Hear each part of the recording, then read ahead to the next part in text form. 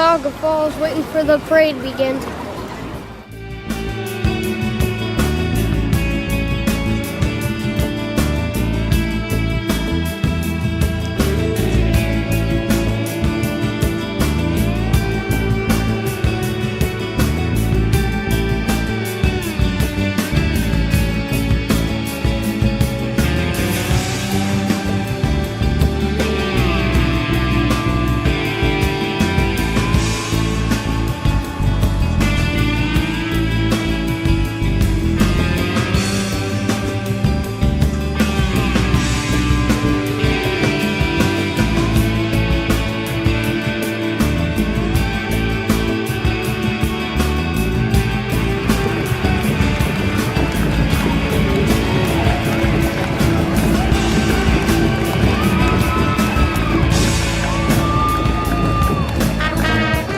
Our memorial address today will be delivered by Charlie Morris. He served in the United States Navy. He's a Vietnam veteran. Charlie grew up in Cuyahoga Falls with the simple ambition to join the Navy, learn a trade, raise a family in typical Midwest fashion. A regular middle-class guy. His life took an abrupt turn while serving in the Navy in 1971. He was hit by enemy sniper fire while on a helicopter mission in the Mekong Delta. The result were injuries to his right side causing paralysis to the entire right side of his body and the prognosis of spending the rest of his life in a wheelchair. Through hard work and determination, Charlie was able to overcome his physical disability and eventually earn a college degree and go on to an 18-year career as a high school teacher. Despite his physical limitations, his desire was just to fit into society like a normal Joe. His belief was that life's hardest battles were behind him. Then he had to grapple with post-traumatic disorder. Since then, he has overcome, and he's here to speak to you today. Ladies and gentlemen, Charlie Morris. I want to say thank you. And I want to say thank you to my brothers from Chapter 717, the Vietnam Veterans of America, for dressing me up like a color guard.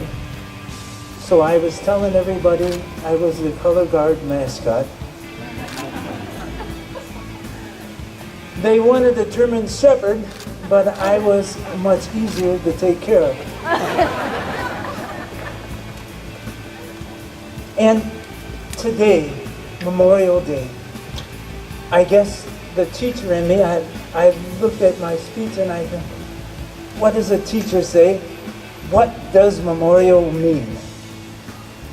And it means in remembrance of. So Memorial Day is a day to remember. And who do we remember? I'd like to tell you about two groups of people that we remember. We remember those who served in our military. And we remember those who shaped our lives. The first group, those who served in the military, men and women, young men and women, that put aside their hopes and dreams and served their country. And hopefully they'll get back to it as soon as their service is done. Brave people that we can only thank God for. We can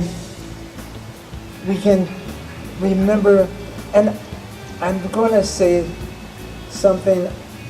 I know that this is a day for Vietnam veterans, but we're losing too many of our World War II vets not to say thank you and God bless you. And not only did you set the example for us to follow, but you came home and you built us a great country, and forever we will be in your debt.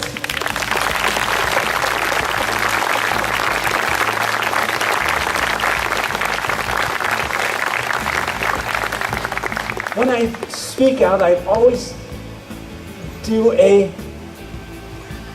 quote from some famous person, because they've already said it, and they'll say it much better than I'll say it. But I wanted to quote today from the Bible. A young man facing imminent death that could say to his men, greater love has no man or no one than to lay down their life for another. I want to say that I don't know how many times I've heard that before Vietnam, but after Vietnam I understood.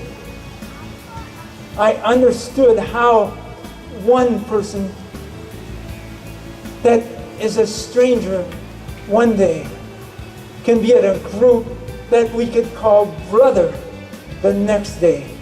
They were the most important people in our lives at that time, and we would do anything for them, and some of us did.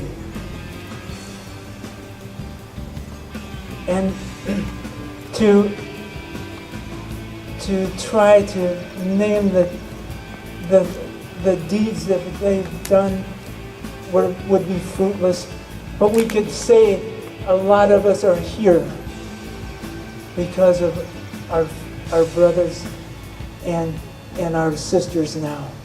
So what I'm saying is that Memorial Day is a day not only to remember those who died in the service, those who served and passed away are also given the flags. Our friends and our parents, and how many of us still don't know somebody that with a debilitating illness or a severe handicap. And they taught us how to live every day of our life to the fullest. And then accepted death as the next great adventure. We want to remember. And as I was thinking about this speech, I thought, how could I ever show enough gratitude to those who I served with, and they served for me and died for our freedom in our country and risked their lives. How could I ever repay?